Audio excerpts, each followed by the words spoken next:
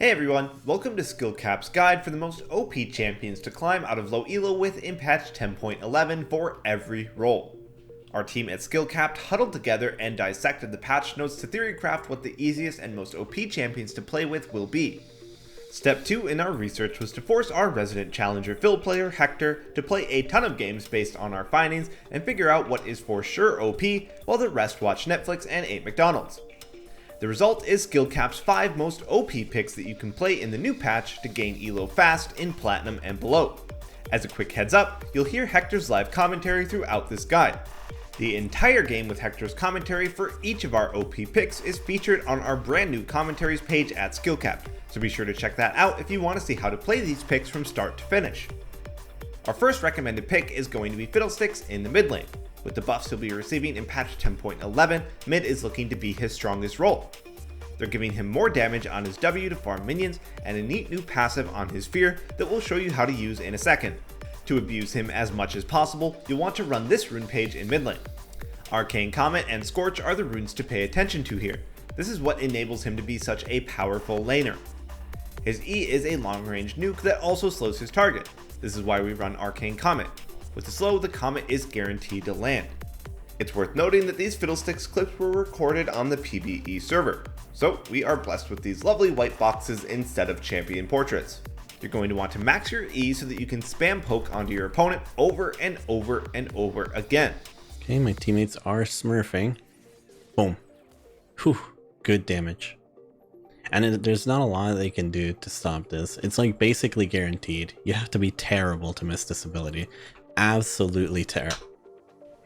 Like, I don't know why I have such a hard time hitting.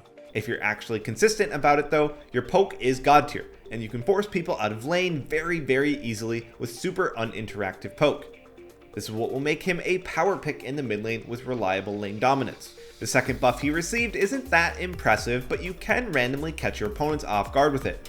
Basically, when you stand still and begin T-posing, your next basic ability will fear your target as if you were in Fog of War.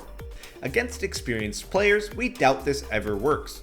There's also the off chance that you look like a moron standing in mid lane trying to cheese while your lane opponent roamed to bot lane.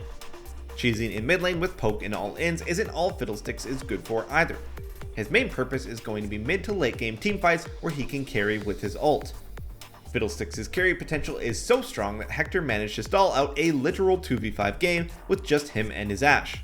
Sure, it's a PvE game. We're not about to inflate his ego, but it's still impressive. A big part of why he was able to stall out is because of how strong Fiddlesticks is in the late game. In any case, this is definitely a champion that we recommend you play in patch 10.11. And if it's not up your alley, then definitely be on the lookout as he is going to be a power pick as people start to catch on to his power. Up next for the jungle position, we have the newly reworked Volibear. No, we're not just recommending him because he's new, but rather because of how strong we predict him to be in the upcoming patch, particularly for lower brackets of play. To understand why, let's break down his abilities really quickly.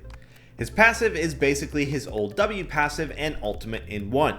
He gets ramping attack speed up to 5 stacks, and when fully stacked, he starts doing AoE damage with a mini version of his old ultimate. Q is literally the same thing as before, the only difference is that it stuns instead of flipping your target. The cooldown will also be reset if you're CC'd while charging at someone, which is pretty cool. We're skipping W for now and looking at his E. After a moderately long delay, he calls down some thunder. Everyone inside will take damage, and if Volibear is inside, he gets a shield. Simple. His ultimate isn't very complex either. Volibear jumps at an area damaging everyone inside and becomes a Giga Bear. He gets bonus health and attack range. If he lands near a tower, it disables it. From every bot laner in the world, thanks Riot. And now for his W, which is the main reason we're recommending him. The ability is simple. Pressing it on your target will do some damage and wound them. If you use it again on a wounded target, it'll do extra damage and heal based on your missing health. This brings Volibear up to near Olaf levels of early game power. There will be very few champions who can stand toe to toe with him in the early game due to how much shielding, damage, and sustain he has. Combined with how easy he is to play, and you're guaranteed to run rampant in your games.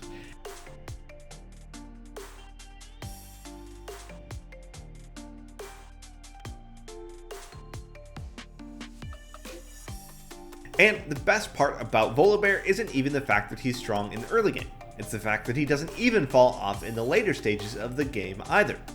While his kit is relatively simple, we do want to give a small tip when playing him. It's critical to play around your W as much as you possibly can. Take this random mid-skirmish for example. As he's killing Kled, Hector is ulted by Mordekaiser. Even though he's really strong, this Mordekaiser's build counters him. Just because you're an auto-attack based melee champion doesn't mean that you can't kite out your opponent. Look at how he plays this, pressing W and kiting away while waiting on the cooldown. This is pivotal for success, as most of your power is definitely coming from this one ability.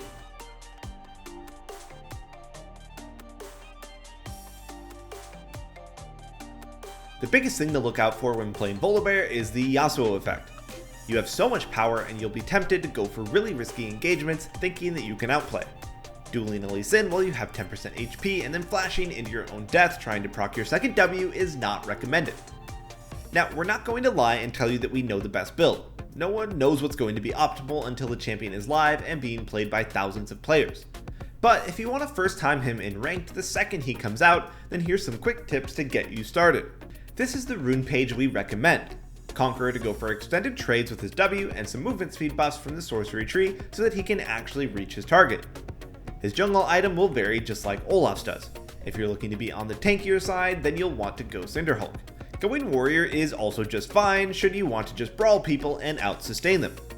For your second item, we'll always recommend Trinity Force. It synergizes really well with his low cooldown W, and the movement speed is great for sticking to your targets.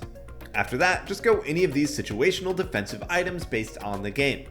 Alright, our next recommended pick will be Hector for the top lane. This should be no surprise as he's been receiving indirect buffs for quite a while now. First, the change of Nimbus Cloak from your ultimate to your summoner spells.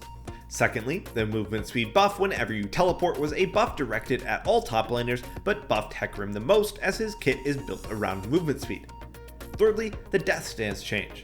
Again, an item that benefits all top laners, but the added resistances was perfect for Hector who couldn't afford to build it before since he needs tank stats. And now he's receiving some direct buffs towards his Q with a scaling damage buff. It seems small, but remember that this is a spammable ability. Any sort of damage buffs to it are actually massive. Also, keep in mind that the damage nerfs to minions are just to offset these buffs in lane, so he isn't just a spam shoving god. All these buffs on top of a very simple kit make Hector our recommended pick for patch 10.11. Just listen to the big brains behind the decision making that goes into this champion. Yeah, I'm just not going to overthink this. I'm just going to let this guy shove and all in him with Ignite. And it probably will work. Hector is just so good in extended trades. Like, Volibear is also good in extended trades, but my Ignite should counter him. Yeah, I'm just going to fight. Now I'll just Ignite him. And he can't heal off his W, and he's dead. There you go. That wasn't even an ideal setup. Before all ends, you want to have 2 stacks of your Q to maximize your DPS during the engagement.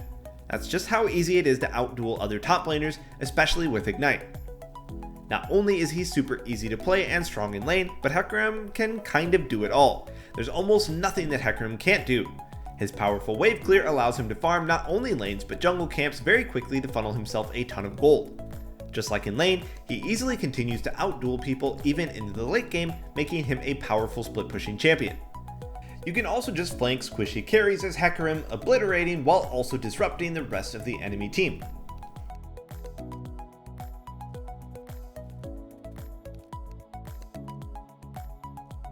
Or if you're a team-oriented player, you can look to initiate teamfights for your team.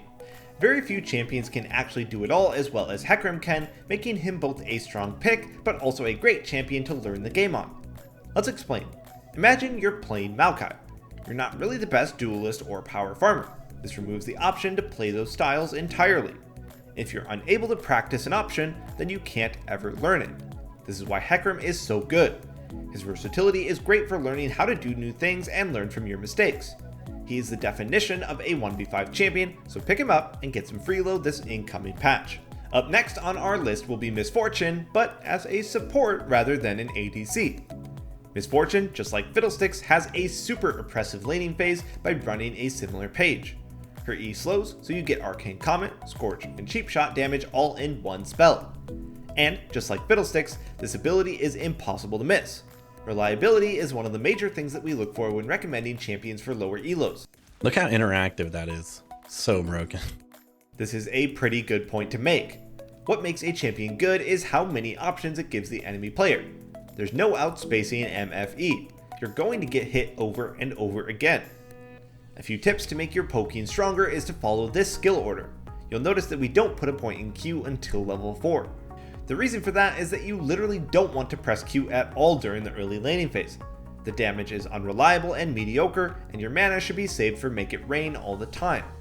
Make It Rain procs 3 sources of damage basically guaranteed, whereas your Q should only proc Scorch. This hasn't really changed from the previous patch. The only buff support MF is receiving is for her base and scaling health. Her biggest weakness is definitely getting killed, just like any other ADC.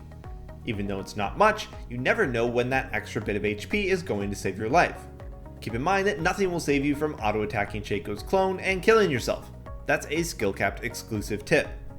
In all seriousness, her biggest weakness is all-in threats during lane, such as Leona or Nautilus.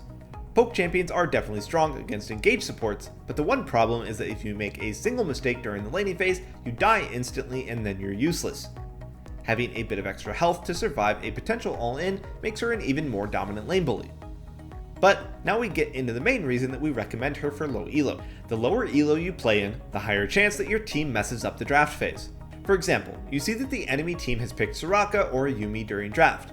Your ADC has the brilliant idea to pick Azrael, a champion who can't rush Executioner's Calling as it messes up his tier timing. Boom, just lock in MF support. You can rush Executioner's Calling as literally your first item and stomp the laning phase with anti-healing. Or your entire team picks a full AD team comp into 3 tanks and graves, all of whom stack copious amounts of armor. Just like before, you can make up for your teammates' poor drafting by rushing Black Cleaver to help shred all of the armor that will be built. And when she's not busy fixing her teammates' itemization or drafting mistakes, Misfortune support can rush Umbral Glaive. Right now, Umbral is one of, if not literally the strongest items in the game. Any champion that can rush it is super oppressive. Combine the strongest item in the game with Misfortune's free mobility boots from her W and the zombie ward rune, and well, you will auto-win any vision battles you're part of. She is 100% the best warding champion in the game.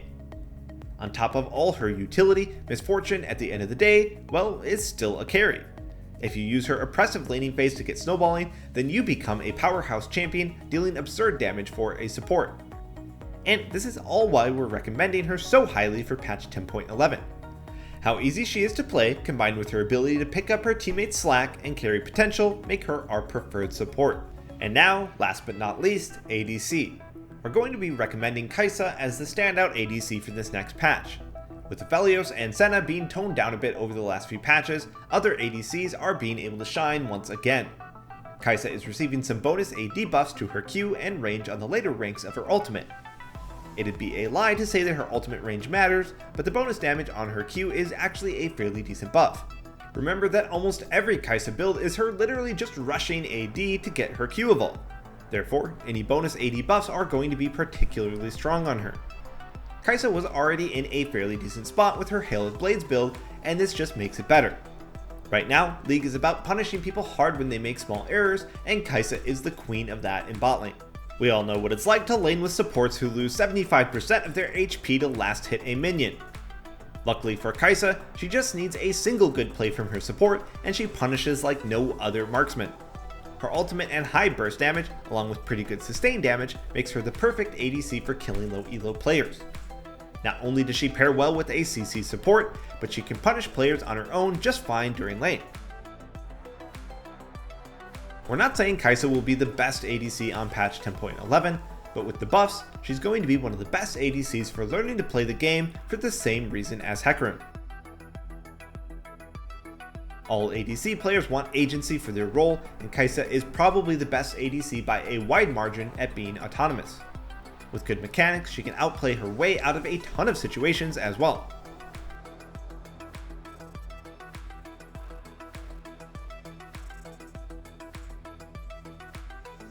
Okay, maybe you don't need good mechanics as long as you can auto attack.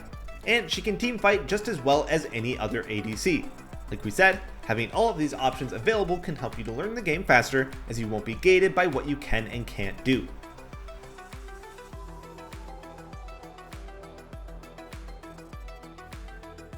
Alright, that's going to wrap up this video.